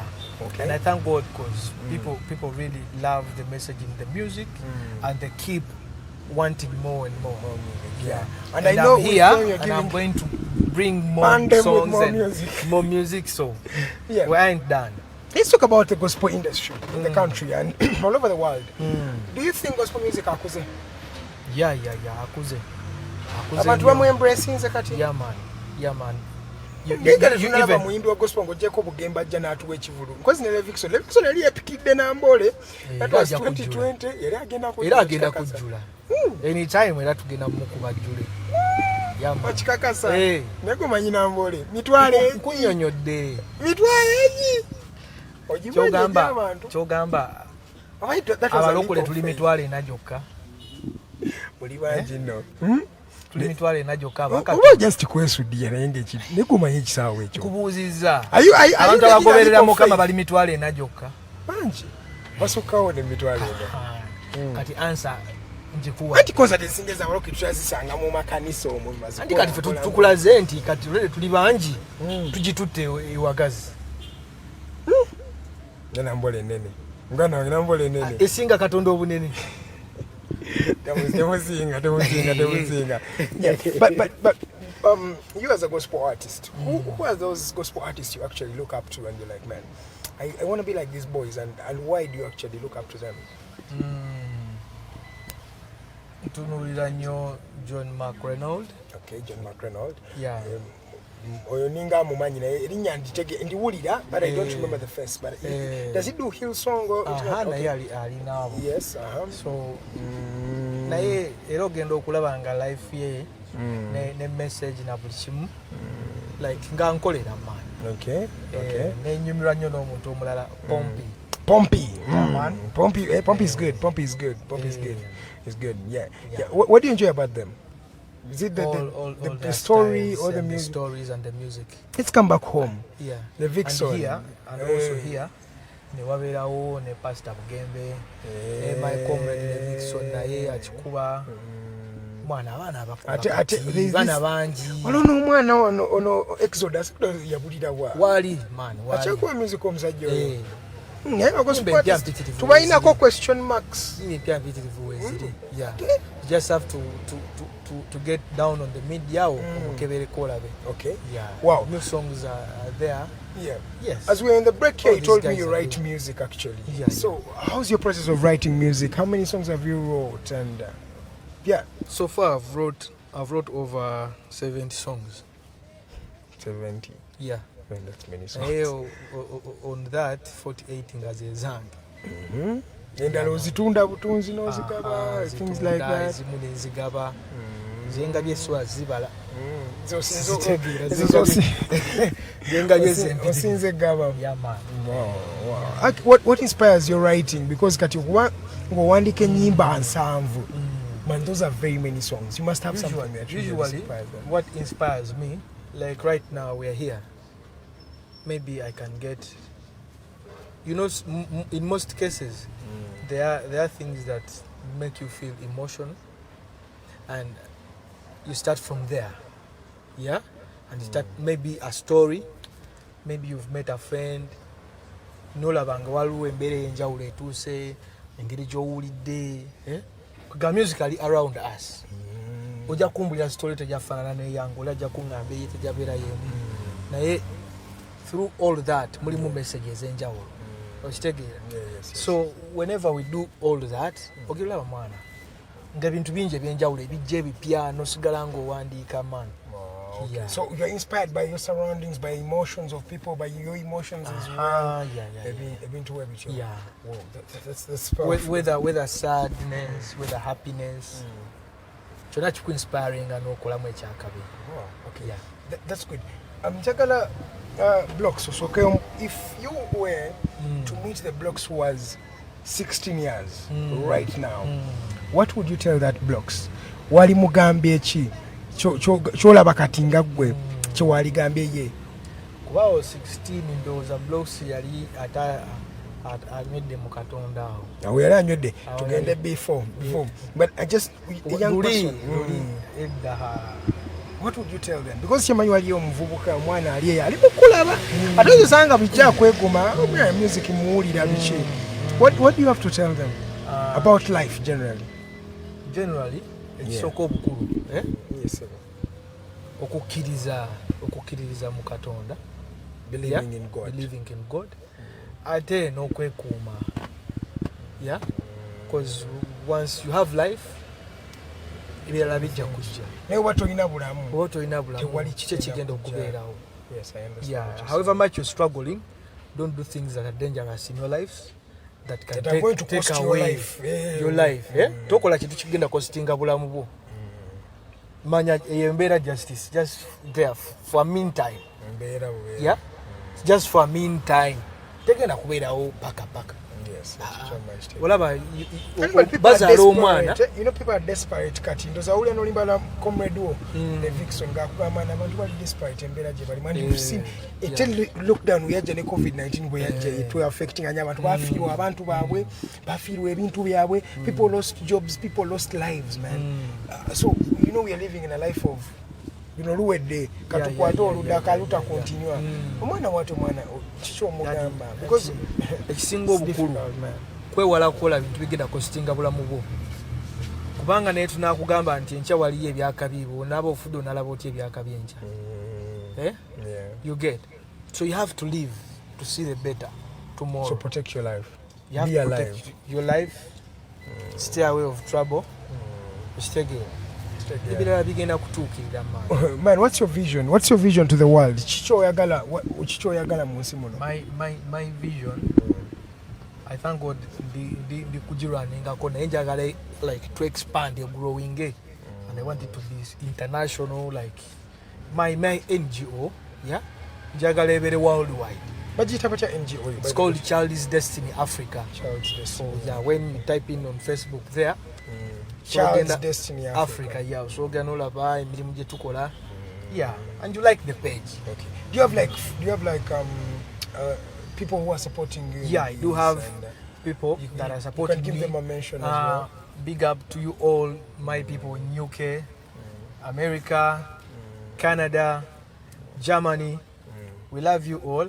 Thanks for supporting and stay blessed. Okay. Okay, basically your organization yamba bantu okay, elaborating bulungi. Yeah. How do you do this? Where do you do this from? You know, how do you actually help these my people? Offices are just close here on Sama Road. Okay. Yeah, that's where my main office is. And we just give support to the needy. I'm classifying and no. So everybody comes through. They give support to the needy. Okay. What kind of support? Maybe medical, school fees, and sometimes to feed. Okay. And also we educate, we preach the word of God, and also we empower them with skills like kutunga. But you gave your art, so things like that. Okay. Yeah. Man, I would want to ask you, what really inspired that? When you're like, man, let me start these people, let me help someone out there, let me serve in this way. Was it a calling from God? Did you feel it from yourself? How did that was my calling from God. After all I had gone through, Son God was like, man, I've put you there to stand with the others. So, you're there to serve. From your own experience. Now, from my own experience, now I'm serving others to also go through that. Those who think that I can't manage to go through that, I'm here to show them that it's possible. You can. I was once a drug addict. I was once maybe a street boy. In the hustle. You understand? I've been through all the hustles, and life has changed now. So you can also make it. You understand? Yeah. I dig you. There's nothing so special about me that I did. You're a human being. You understand? Charity. It's just God, and that God who got me from there, he's still around. Okay. He can do the same thing to you. What he did before. Yeah. All right, ladies and gentlemen, you can still call in live. The number is 0789 017 145. Call in live, just talk to the gentleman Blox, talk to myself, tell us how your Friday is going, because we are live from it is Wakulekana. As you're going to Salama Road, you know that Boston, Wakulekana, then Salama Road. We tuli no mwami Blox Musta yalijauko kati ni Blox Musta. He is a gospel artist and he has told you a lot about himself. So ngenda kuba nsoma messages amwe because we have twineda chikandoza nga 10. Mahama ebibuzo no inabinji wano waliwo abadde twegatako naye yalize natwegatako. So I'll be reading some of your messages as you're also calling in, and we'll be talking more about Blox Musta. Blox, can you tell me your reach? Outreach here, organization here. How many lives has it impacted generally? Or how many people have benefited from your organization? And those who actually want to help you, how would they actually do that? Those who'd love to help us, to give support, they can reach us on our Facebook. We have all the contacts there. And also those that have benefited. So far, like if I'm to talk about the kids side, we have more than 200 that have benefited. And also, even like we give ladies like women empowerment, and we with skills and all that, and also there are over like 70. Yeah, as you know, like we're just starting. We are on the way, and we believe, and we believe by God's grace we shall impact more and more and more in time to come. They bring logistics, they bring money. How do they help? They can bring anything. Yeah, others can maybe donate food. Yeah, others can donate clothes. Others can donate shoes. Yeah, maybe they can donate medicine. Yeah, because we have specialists like doctors. We can use that medicine. They can donate money, anything, or they can say we are donating maybe water tanks, anything. Yeah. Someone who okay. Let me delve into the questions that people have posed unto you. Jeremiah Muchibi agamba, thank you so much for the show. Then Alexander Simon agamba, free Fred Lumbuye, but thank you for the show. Then waliwo abantu bangi ukandabe Fiction Rich Sebata, Godfrey Tumwebaza, Namulindo Rita Justin, Semogere Pastor Wilson Bugembe, Vixon Banai Wanabalunji. We are here on a small gospel music drive. Come here, everybody, Banai to be Nyuma. Thank you so much. You're focusing so much on the sisters in church. Are you saying we shouldn't marry any other person outside church, or they are unholy for marriage? You are focusing so much on the sisters in church. Are you saying we shouldn't marry any other person outside church because over they are unholy for marriage? No, I'm not focusing so much. I was just talking about, because you gave me like an example, a scenario in church. You didn't give me something out of church. So I was driving that towards the example he gave me. Yes. But Jebuza, so nayenga yo mulokole. Asobola okwagala omukyala nga si mulokole. Osobola okumwagala n'omukyusa n'omuzamu mu ddiini yo. N'omuteeka mu mu ddiini n'omuzamu mu bulokole. Naye ate nganze omulokole. I would prefer a Christian woman. Okay. Nganze. Oyina preference yo nti n'oyagala mulokole. Yeah, kati naawe kiri gy'olinga gw'omuntu kyonna ky'oba oyagala ky'oba okola. And salvation is personal. Kintu kiri personal. Okay. Waliwo n'ono agambye, so that means they are not unholy for marriage. You can marry them abatali balokole. Because yataddeko, are they unholy for marriage? So you can marry a person who's not a mulokole. Gwe n'omuteeka mu ddiini. So muwasanga si mulokole ne mutusane n'afuuka omulokole. Okay. Yeah. Kale. Waliwo no Tenjo, no, Nabukero agambye, Sebo, Blox, do you believe in sex after marriage? Then, some churches or stroke church leaders tear us apart instead by overjudging us. Check how that is, but you know, judging. Do you believe in sex after marriage? No, I don't, because we follow the Bible, and the Bible doesn't say that we have sex. Okay. Yeah. So that means to kulinda paka marriage or having sex. Okay. Kati yagambye nti churches singa ziba judging nnyo ate ne baluma ne badusa ne makanisa. How true is this? Bituufu muba judging nnyo abantu ne mubalemesa ne kituufu kyayogera naye we are not all perfect naye once we do mistakes yes tugezeeko okwenenya ate find ways of not doing it again and you find the right person. What's kirungi okuhavinga sex n'omuntu ate atagenda kuwasa kubanga nawe in actual sense kiba tekikukolera. Why would you go sleep with everyone? You're degrading yourself. You get? Yes, preserve yourself for someone who is going to be with you for the rest of his life. Yeah. Yeah. That's what I think. You okay. get? Okay. What are your real names apart from Blox Musta? Mustafa Sekandi. Okay. Mustafa Sekandi. Kandabe. Twina abantu bangi abaddeko bangi nnyo. Let me see. We have a couple of messages here. Abasinga baagala beebaza. They say thank you so much for the show. Thank you for inspiring them. Are you single?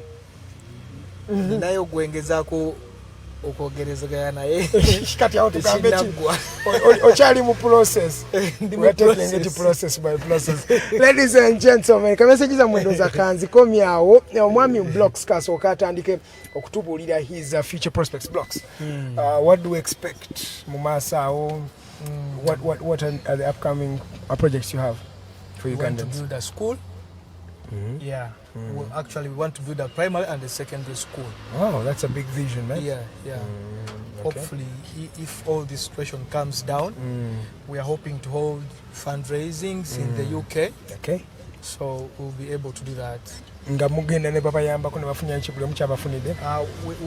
expect to do like a marathon. Okay. Yeah. So the money that will come through that fundraising, then we are hoping to do that.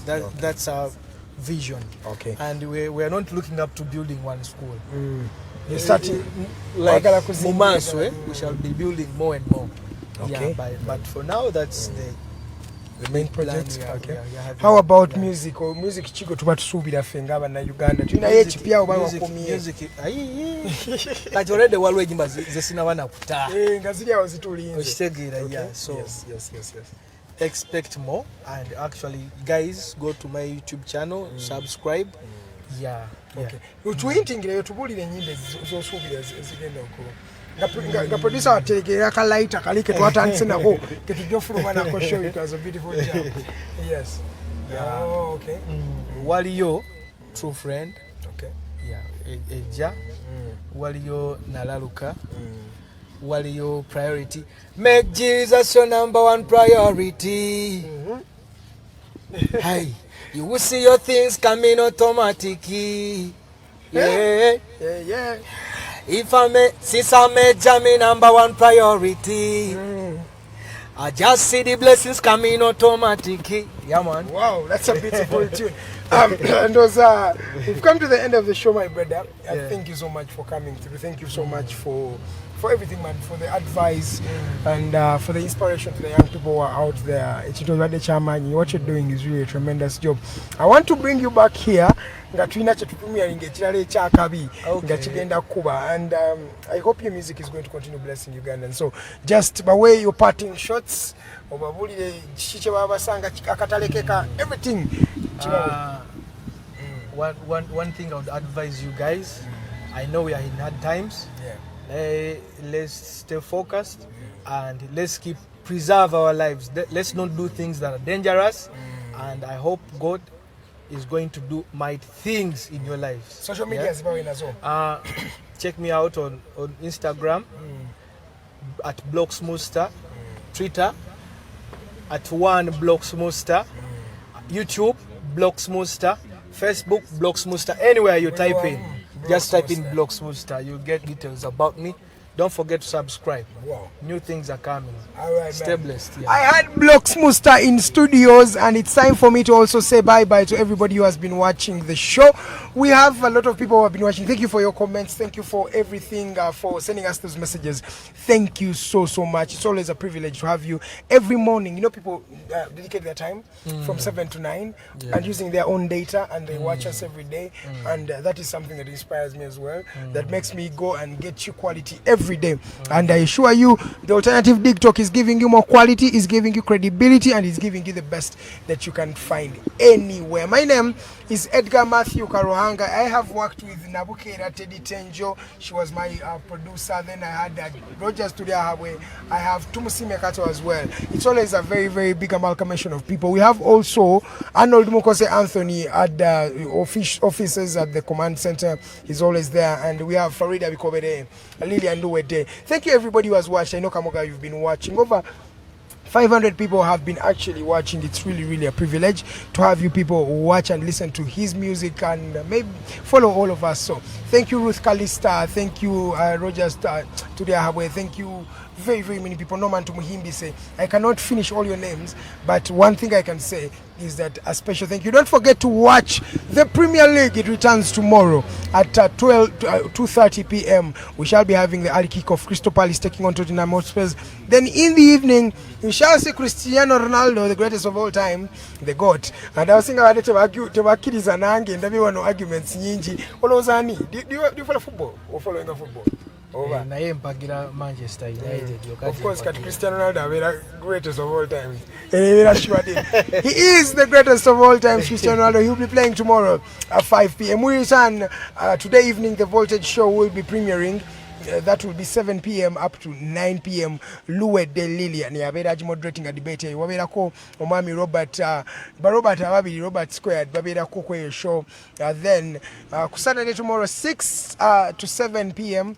we shall be having Teddy Tenjo with the Snap Talk. The ladies enjoy that show a lot, and I hope one time I'll be hosted there. Nangens, okay, take care of my opinions, because many people have opinions on the Snap Talk show. On Friday, Sunday, we'll be having a Risolio Mukulu. That will be from 5 p.m.